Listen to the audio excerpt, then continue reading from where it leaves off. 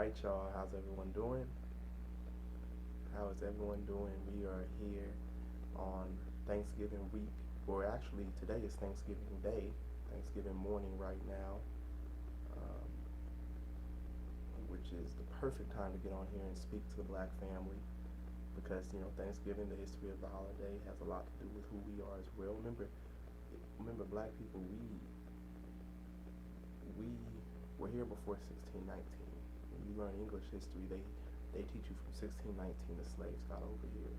First slaves got over here, but they're talking about the slaves that get over here with the English or the British colonies, right? But slaves were here. Slaves came over with Columbus in 1492.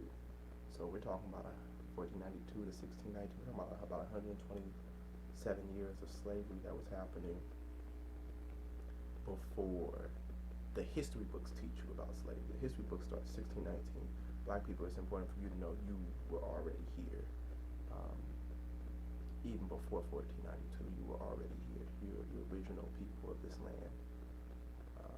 Many of you, there were more Native Americans put into slavery in the U.S. than there were slaves from Africa brought over.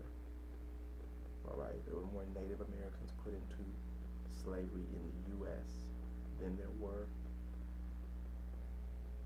Africans brought over to the U.S., right? Most of the Africans that were brought over and put into slavery came to Brazil. That's where I think 50% of the Africans that were brought over went to Brazil. The rest went to other islands. The thing you really should study is the intercontinental slave trade, which is when they're just taking slaves from like the Carolinas, Florida, sending them down to Jamaica and Haiti. They're taking the African people from Mexico, sending them up here, sending them out to the Carolinas and to do slavery. So that was the big slave trade that was mixing up all the original Native American people, which many of the Native American people were black, right? And they just got put into slavery. This is a real known fact in history. You have to study history, Black family. We have to study history. Why do we study history? I had a white church history teacher at Azusa Pacific, Paul Bowles, great teacher. I really respected that teacher. He would start off his classes and say, why do we learn history? Some student in the class would always say, to learn what mistakes we don't need to make, or to learn from their mistakes. And he would always say, that's our problem. He would say, our problem is we always look at history as being full of mistakes, and us as being right, and our future as being right. But we have to look at history as just studying what has happened, not to learn from mistakes, but to study what has happened. There's stuff that has happened in the past that was more correct than we are right now. Dr. John Henry Clark speaks about the African civilizations that didn't even have a word in their language for prison, right? That's a very new concept. That's a white government's concept, is to start a government based on having a prison class or a slave class of people. That's not how you start a civilization, by having a bottom class. That's not what you do. You start a civilization by having a goal and a spiritual atmosphere. So we want to change the way we're viewing history, change the way that we think about history, and stop thinking that the history is you being some African bushman and all of a sudden you're better off. Black family, you were better off when you study history. You were better off in history. So it's not just about learning from our mistakes, it's learning what we did right. There was a time in history where there was no police that would randomly kill your son or daughter, your brother or sister. There was a time in history where there was no police who was going to shoot you in your sleep. There were no white people around who even felt comfortable enough to do a citizen's arrest and accidentally shoot somebody, or accidentally shoot somebody in their home and then try to get off and claim that, it was a mistake. There was a time in history where you presented yourself, you dealt with yourself, and you had enough defense and pride in yourself where those type of situations didn't even happen. There was a time in history where black men and black women got together with each other, and it wasn't so difficult as we find now. It wasn't so so much friction between the black male and the black female. There was a time in history where black children grew up with dreams of being doctors and mathematicians, engineers, civil engineers, priests.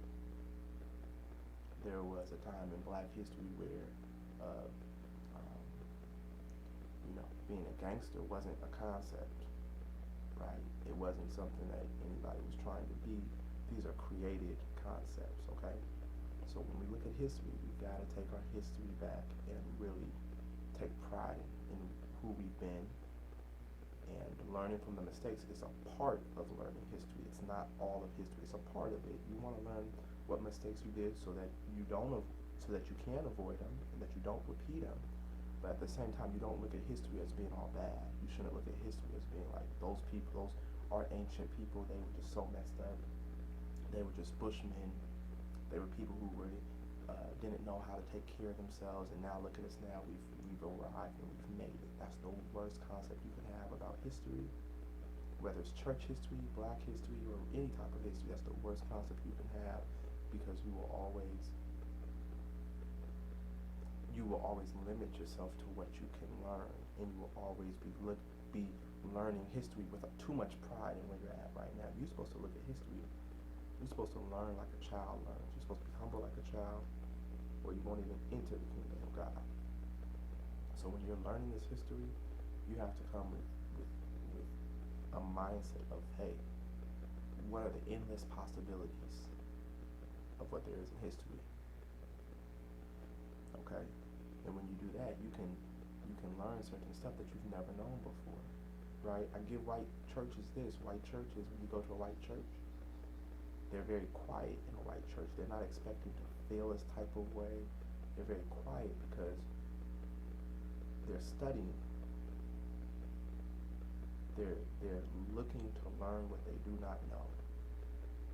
And the white pastor or preacher is going to tell them some stuff that they do not know. He's supposed to have studied and give them something they don't know. At many black churches, we listen to what we already know. And if somebody stands up and tells you something you didn't know, a lot of times we stone them. We be like, I never heard that before. Oh, he's starting to break down the Greek and starting to fall away from the word or whatever. We want, in black churches a lot of times, we want to feel a type of way at the end of service. We want to feel on fire. We want to feel emotional. We want to feel stirred. And you can do that within yourself. You can do that in your own meditation. You can do that in your own spiritual time. Right? You can get one other person, two other people, and do that on your own. But when you come together, there has to be a time of learning. And learning is to acquire knowledge you do not already have. When you go from second grade to third grade, you don't want to go over what you win. In second grade, you're trying to learn now what third graders need to know.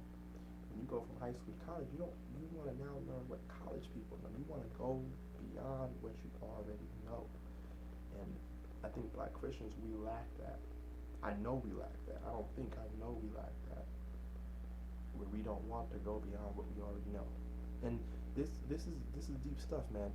You look at the Israelites. There was a time where the people didn't want to go closer to God. They were comfortable. They said, nah, the mountain's too scary. We don't want to go close to the mountain. Moses, you go for it. We always are okay with one or two people going and learning this stuff, but we don't all want to go and learn. You gotta get past that. Keep learning.